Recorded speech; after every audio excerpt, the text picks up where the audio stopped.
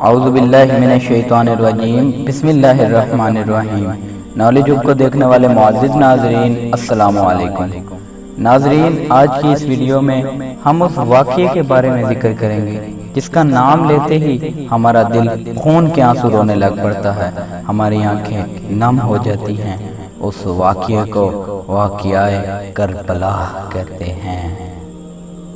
دوستو، واقعہ کربلا کا آغاز یزید کے دور سے نہیں بلکہ مولا علی شیر خدا کرم اللہ وجہہ الکریم کے دور مبارک سے ہو گیا تھا۔ دوستو، اگر آپ لوگ یزید کے دور سے ہی واقعہ کربلا کو دیکھتے رہیں گے تو آپ کو واقعہ کربلا کبھی بھی سمجھ نہیں آئے گا۔ اگر آپ کو واقعہ کربلا سمجھنا ہے تو آپ لوگ تھوڑا سا پیچھے جائیں تو امام حسن کا دور آئے گا۔ حضرت امام حسن کے دور سے تھوڑا سا پیچھے جائیں تو حضرت امام علی علیہ السلام کا دور آئے گا۔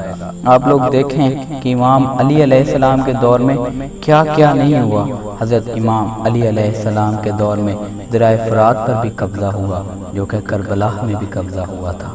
دوستو، واقعہ کربلا کا آغاز مولا علی کے دور سے ہو چکا تھا اور اس کا اختتام یزید نامی ایک پلیت انسان نے کیا۔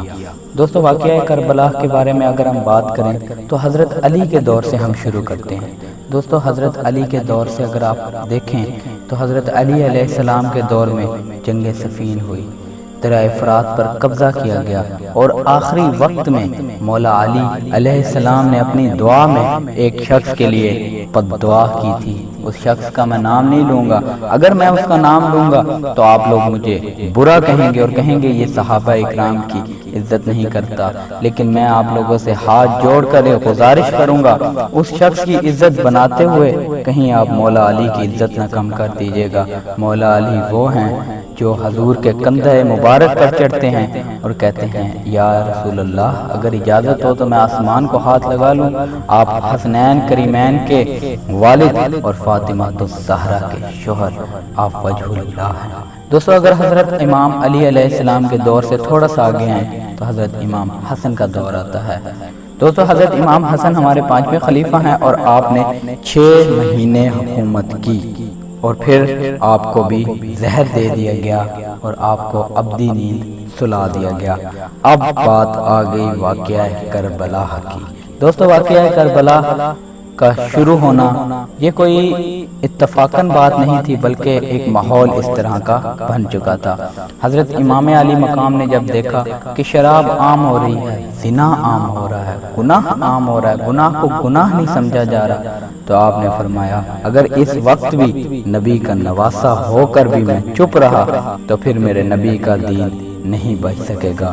آپ نے اپنے قریبی ساتھیوں کو اور اپنے اہل بیت کو لیا اور کربلا کی طرف روانہ ہو گئے۔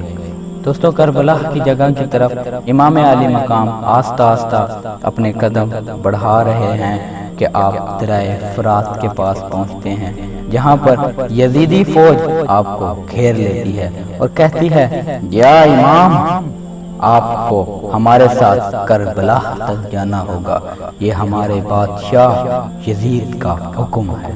امام علی مقام کو زبردستی آپ کے اہل بیت کے ساتھ کربلا کی جگہ پر لے کر جایا گیا اور وہاں پر دریائے فرات پر بھی قبضہ کر لیا گیا اور بہت بھاری فوج دریائے فرات کے پاس تعینات کی گئی تاکہ آپ ایک گھونٹ بھی پانی کا نہ پی سکیں۔ جن کا نانا مالک کوثر، جن کا بابا ساقی کوثر، اس پر پانی کر رہے ہیں یزیدی فوج۔ 7 محرم الحرام کو یزیدی فوج نے یہ منصوبہ بنایا کہ ہم 9 محرم کو امام علی مقام کو شہید کر دیں گے۔ دوستو، جب امام علی مقام تک یہ خبر پہنچی تو آپ نے حضرت عباس علمدار کو کہا عباس جاؤ اور جا کر ان سے کہہ دو ہمیں 1 رات کی مہلت چاہیے، 10 کو تم ہمیں شہید کر دینا۔ حضرت عباس علمدار جب یہ پیغام لے کر یزیدی فوج کے پاس گئے تو یزیدی فوج ہنسنے لگی اور کہنے لگی کہ کون سا ہم نے شہید ہونا ہے، شہید تو امام علی مقام نے ہونا ہے، چلو ہم 10 کو انہیں شہید کر دیں گے۔ دن گزرتے گئے، وقت گزرتا گیا اور یہاں تک کہ 9 محرم کی رات آ گئی۔ 9 محرم کی رات کو امام علی مقام نے اپنے تمام ساتھیوں کو اکٹھا کیا اور کہا کہ اے میرے ساتھیو، تم لوگوں نے میرا بہت ساتھ دیا، مکہ سے لے کر کربلا تک میرے ساتھ آئے، اب یزیدی فوج میرے خون کی پیاسی ہے اور وہ مجھے شہید کر کے ہی دم لے گی۔ میں تم لوگوں کو ایک حکم دیتا ہوں کہ تم لوگ یہاں سے واپس مکہ چلے جاؤ اور اپنی زندگی کو سکون سے گزارو۔ جہاں تک شہادت کی بات ہے تو میں اپنے نانا حضرت محمد مصطفیٰ صلی اللہ علیہ وآلہ وسلم سے تمہیں لے کر دے دوں گا۔ دوستو یہ بات یاد رکھیے گا، میرے آقا و مولا مختار ہیں۔ یہ بات کہنی تھی کہ امام علی مقام کے ساتھیوں نے اپنی تلواروں کو اپنے گلوں پر رکھ لیا اور کہا، اے امام اگر آپ ابھی حکم دیں تو ہم اپنی گردنیں ابھی کاٹ دیں گے۔ اے امام ہم آپ کو اس بیابان میں اس یزیدی فوج کے درمیان اکیلا کیسے چھوڑ کر جا سکتے ہیں؟ دوستو وقت گزرتا گیا اور یہاں تک کہ 10 محرم کا دن آ گیا اور شہادتوں کے عالم بلند ہو گئے۔ کبھی حر شہید ہو رہے ہیں، کبھی عباس علمدار شہید ہو رہے ہیں، کبھی قاسم شہید ہو رہے ہیں، کبھی علی اکبر شہید ہو رہے ہیں تو کبھی علی اصغر شہید ہو رہے ہیں۔ امام علی مقام کو ہر لمحے شہادتیں نظر آ رہی ہیں اور آپ کے پیارے آپ کی آنکھوں کے سامنے کٹ رہے ہیں۔ امام علی مقام کے ساتھ آئے ہوئے ساتھی تمام شہید ہو گئے، حر بھی شہید ہو گئے، قاسم بھی شہید ہو گئے، علی اکبر بھی شہید ہو گئے، علی اصغر بھی شہید ہو گئے، عباس علمدار بھی شہید ہو گئے۔ اب امام کے پاس نہ بھیجنے کے لیے کوئی ہے اور اب بس امام رہ چکے ہیں۔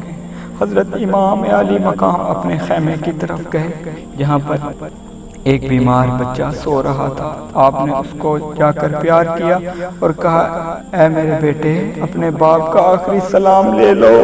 آپ کے درمیانے بیٹے حضرت علی اوسط نے کہا، اے میرے بابا میں بھی آپ کے ساتھ جنگ میں جانا چاہتا ہوں۔ امام علی مقام نے فرمایا، میرے نانا حضرت محمد مصطفیٰ نے فرمایا تھا کہ میری آل قیامت تک رہے گی، اگر تم بھی شہید ہوگے تو آل رسول یہیں پر ختم ہو جائیں گے۔ اے میرے بیٹے تمہیں زندہ رہنا ہے اور اپنے اہل بیت کی حفاظت کرنی ہے۔ یہ کہہ کر امام علی مقام نے ذوالفقار کو اپنے ہاتھ میں پکڑا اور مولا علی کا قبض پہنا اور جنگ کربلا کی طرف کوچ کیا۔ حضرت امام علی مقام جب میدان کربلا میں پہنچے تو آپ نے یزیدی فوج کا وہ حال کیا، ایسے لگ رہا تھا جیسے حیدر کرار آج میدان میں اتر گئے ہیں، جھلکے حیدری نظر آ رہی تھی۔ امام علی مقام نے بے شمار یزیدیوں کا خاتمہ کیا۔ جب شمر نامی ایک بدذات نے جب یہ منظر دیکھا تو اس نے کہا کہ امام علی مقام کو اس طرح سے شہید نہیں کوئی کر سکتا، جو تمہارے ہاتھ میں ہے وہ ان پر دے مارو۔ حضرت امام علی مقام کے نازک جسم اطہر پر کسی نے بھالا مارا، کسی نے تلوار ماری، کسی نے نیزہ مارا، کسی نے پتھر پھینکے۔ آپ کے جسم پر اتنے گھاؤ لگے کہ گین بھی نہیں کوئی سکتا تھا۔ آخرکار امام علی مقام اپنے گھوڑے سے زمین پر گر گئے۔ شمر نامی اس بدذات نے کہا، جاؤ اور امام کا سر قلم کر کر لے آؤ۔ یزیدی فوج کے تمام لوگ حضرت امام علی مقام کی طرف بڑھتے آپ کا سر قلم کرنے کے لیے، لیکن آپ کا وہ رعب، آپ کا وہ دبدبہ دیکھ کر ان کی سانسیں پھول جاتی اور ان میں سے کوئی بھی امام علی مقام کا سر قلم نہیں کر سکا۔ آخرکار شمر نامی اس بدذات نے کہا کہ تم لوگوں سے یہ کام نہیں ہوگا، یہ کام میں ہی کروں گا اور جا کر یزید سے انعام و اکرام لوں گا۔ آپ نے وہ آخری سجدہ جس پر عرش والے بھی ناز کرتے ہیں، آپ نے وہ اپنا سجدہ زمین پر رکھا، اور روایات میں آتا ہے کہ جب آپ نے اپنا سر زمین پر رکھا تو آپ کے نانا حضرت محمد مصطفیٰ صلی اللہ علیہ وآلہ وسلم اس وقت وہاں موجود تھے۔ اس شمر نامی اس بدذات نے آپ کا سر قلم کر دیا۔ آپ کے سر اقدس کو اٹھا کر پوری یزیدی فوج کو دکھا رہا تھا کہ یہ حال ہوتا ہے علی کے بیٹے کا۔ اہل بیت کے خیموں میں یہ خبر پہنچ گئی کہ امام علی مقام کو شہید کر دیا گیا ہے۔ آپ ابھی اس غم سے دو چار ہی تھے کہ آپ کے خیام کو آگ لگا دی گئی، اہل بیت کو بیڑیوں میں جکڑ کر بازار شام میں پھرایا گیا، سیداؤں کو اور اس بیمار بچے کو ظلم و ستم کا نشانہ بنایا گیا۔ دوستو، یہ تھا واقعہ کربلا، جس کی مختصر سی میں نے آپ کو ایک امیج دکھائی۔ کوئی بھی آپ سے اگر کوئی واقعہ کربلا کا پوچھے تو بس اتنا کہہ دینا، 2 پل کی حکومت تھی یزید کی، صدیاں حسین کی زمانے حسین کے۔